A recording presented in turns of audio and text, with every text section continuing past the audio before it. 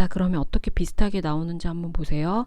자, 여기 지금 빨간색으로 나와 있는 이 지수가 여기 이렇게 지수 그대로 나왔고, 그 다음에 수열의 극한 그대로 나왔고, 그 다음에 집합 그대로 나왔고, 합성함수 이렇게 그대로 나왔죠. 네, 안녕하세요. 수학탁구입니다. 자, 이번 시간에는 유형이 어떤 식으로 출제될지에 대해서 한번 예측을 하는 방법을 알려드리도록 할게요. 수학 같은 경우는 6월, 9월 모의고사 평가원 문제를 잘 살펴봐야 돼요. 평가원에서 6월하고 9월에 내고 있는 문제를 보면 어떤 유형을 출제할지 미리 예고를 하는 경우가 많아요. 우선 EBSI에 들어가셔서 기출문제 해설지를 한번 다운받아서 확인을 해보시면, 예를 들어 이번에 9월, 6월 달에 해설지 한번 봐볼게요. 자, 해설지를 보면 이렇게 출제 의도가 적혀 있어요. 1번에 대한 출제 의도가 요렇다. 유리수 지수를 포함한 지수 법칙을 이용하여 계산할 수 있는지, 이렇게 수열의 극한값을 구할 수 있는지에 대한 번호별로 출제 의도가 적혀 있어요. 자, 그래서 번호별로 선생님이 출제 의도에 대한 정리를 한번 해봤어요. 자, 우선 6월달 용을 보면 6월 출제 의도가 쭉 있고, 그 다음에 여기 9월에 대한 출제 의도 30가지를 쭉 적어보았어요. 근데 6월하고 9월에 공통적으로 들어가는 유형들은 이렇게 빨간색으로 적어보았습니다.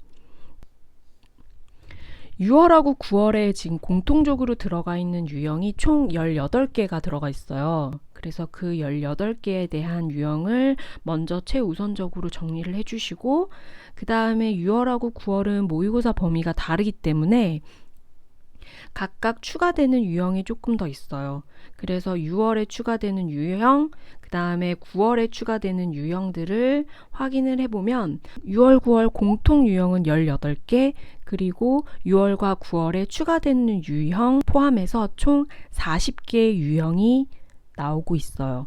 그렇다면 우리는 시험 보기 직전까지 우선적으로 이 유형들을 먼저 정리를 하는 게 좋겠죠. 자, 한번 비교를 한번 해볼게요. 6월에 모의평가에서 나왔었던 유형을 지금 빨간색으로 표현을 해봤고, 그 다음에 9월에 나온 유형은 이렇게 초록색으로 표현을 해봤어요. 자, 그러면 어떻게 비슷하게 나오는지 한번 보세요. 자, 여기 지금 빨간색으로 나와 있는 이 지수가 여기 이렇게 지수 그대로 나왔고, 그 다음에 수열의 극한 그대로 나왔고, 그 다음에 집합 그대로 나왔고, 합성함수 이렇게 그대로 나왔죠. 자, 그 다음에 명제 조건들도 여기 명제 조건 있고, 그 다음에 함수의 극대극소. 자, 이런 식으로 6월하고 9월에 대한 6월, 9월 모의평가에서 이미 유형을 이렇게 예고를 하는 경우가 많아요. 자, 그렇다면 이렇게 2019년도에 같은 경우에도 6월하고 9월에 대한 미리 예고하고 있는 유형들에 대한 개수를 총 세보면 이렇게 꽤나 많은 유형들을 미리 예고하고 있는 경우가 많다는 거죠.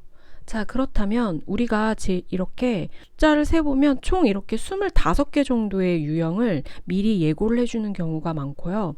그 다음에 보통 유형 25개에다가 그 다음에 기본적으로 3점짜리 문제들을 맞출 수 있는 아이들이라면 충분히 해결할 만한 추가적인 유형들, 여기에서는 이렇게 확률 밀도 함수에 대한 유형은 예고를 하지 않았지만 얘가 추가로 나왔고, 그 다음에 14번 요런 것 같은 경우도 그리 어렵지 않게 해결할 수 있는 그런 정적분 문제, 이런 식으로 미리 예고를 해주는 경우가 많아요. 자, 물론 19년도 뿐만 아니라 18년도, 17년도도 다 이렇게 여러 유형들을 미리 예고하고 있는 경우가 많기 때문에 6월, 9월 모의평가의 유형들을 꼭 확인을 하시고 그거에 대한 정리가 꼭 필요하다는 말씀을 해드립니다. 자, 6월에 지금 공통적으로 나와 있는 게 지수 법칙이에요. 자, 봅시다. 자, 6월, 9월 공통 유형이 1번 지수 법칙이에요. 그래서 지수 법칙 꼭 기억을 하시면 될 것 같고, 지수 법칙이에요. 그래서 지수 연산하는 법 잘 기억하시면 될 것 같고, 그 다음엔 집합 연산입니다. 집합 연산은 합집합, 교집합, 그리고 차집합에 대한 내용들, 그 다음에 집합 개수에 대해서 기억을 하고 계시면 될 것 같고, 그 다음에 함수값과 역함수의 함수값도 기억을 하시면 좋겠습니다. 그 다음에 충분 조건 기억하시면 될 것 같아요. 물론 P에서 Q로 가는 충분 조건이 아니라 P에서 Q로 가는 필요 조건도 기억하시면 되겠습니다. 자, 그 다음에 로그 성질 알아볼게요. 자, 로그 성질에 대해서도 문제가 공통적으로 나왔기 때문에 꼭 기억을 하셔야 되고, 그 다음에 특히나 로그는 이 밑을 거꾸로 변환하는 요 경우를 잘 기억하시면 좋겠습니다. 자, 그 다음에 수열의 기납적 정의 n을 1부터 쭉쭉 대입해서 일반항 구해내는 문제 꼭 기억을 하시면 될 것 같고요.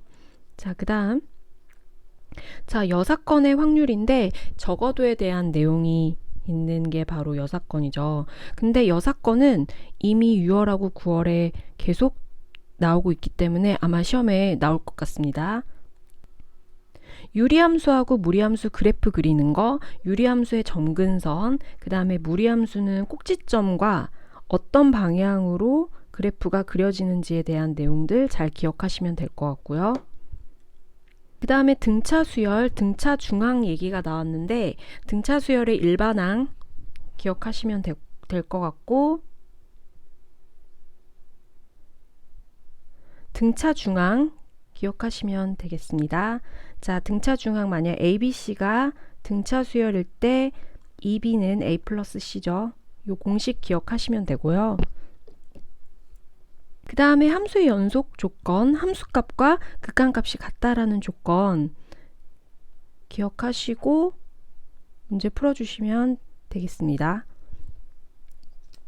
자, 그 다음에 무한 등비급수, 그 다음에 이번에는 조합에 대한 간단한 계산법 기억해 두시면 좋겠고요. 자, 그 다음에 유리함수의 그래프 중에서 이동할 수 있는 거에 대한 거, X축 방향, Y축 방향으로 이동하는 거 유형 나올 것 같고요. 그 다음에 집합의 연산과 두 집합의 사이의 포함 관계를 이용한 집합의 개수 구하는 방법 기억하시면 되겠습니다. 자, 그 다음에 이번에는 29번은 자 중복조합인데 이번에는 6월, 9월 다 29번에 중복조합이 나왔어요. 아마 유력하고요. 중복조합 유력하니까 꼭 기억하셔서 문제 풀 수 있도록 하시면 되겠습니다.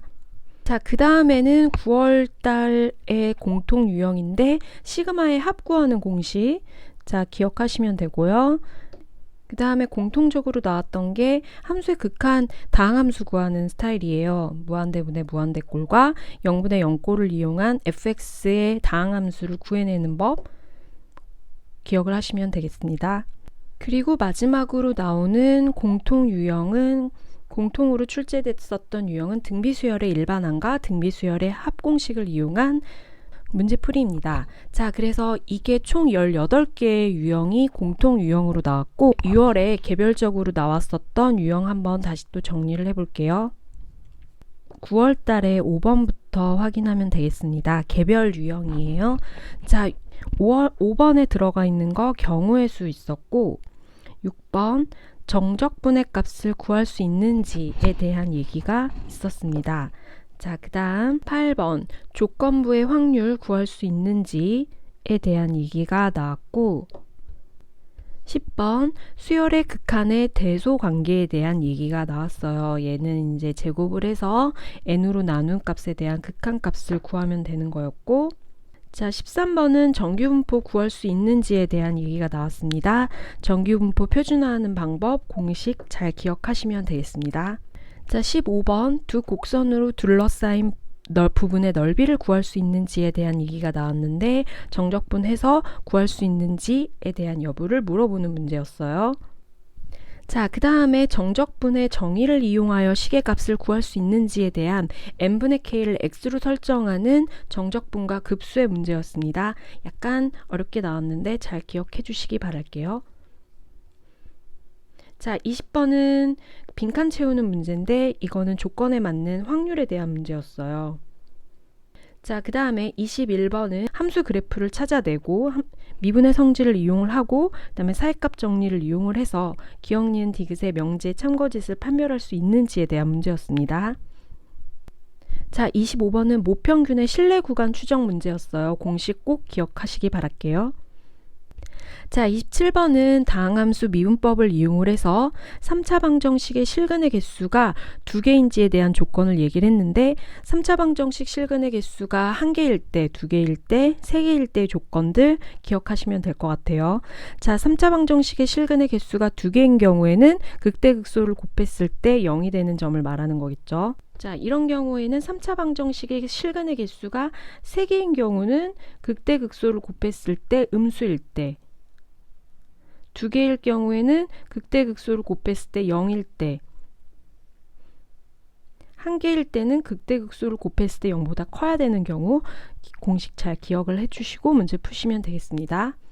그리고 6월 달에 단독 출제된 유형도 확인을 해볼게요. 자, 수열의 극한 계산하는 법 기억하시면 됩니다. 6번 확률의 성질 계산하는 법, 집합처럼 계산하면 되겠죠? 그 다음에 7번 우칸 자극한 구하는 방법. 자, 그 다음에 11번 급수와 수열의 극한 사이 관계 이용하는 건데 얘가 무한급수가 2로 수렴할 경우에는 얘가 극한값을 보냈을 때 0이 돼야 되니까 an이 2분의 3인 등비수열의 극한 구하는 방법이었습니다. 요거 기억을 해주시면 되겠네요. 이항 정리 이용한 식 출제됐습니다. 공식 기억하시면 될 것 같아요. 자, 확률을 정의하고 그 다음에 순열을 이용한 확률값이 나왔어요. 자, 18번은 지금 미분 가능과 그 다음에 극값을 이용을 한 함수 거짓 판별이 나왔습니다. 19번은 독립사건에 대한 내용이 나왔어요. 그래서 독립에 관련된 내용 추론 가능한지에 대한 얘기들이 나왔습니다. 자, 25번 미분을 이용하여 가속도 구할 수 있는지, 위치를 미분하면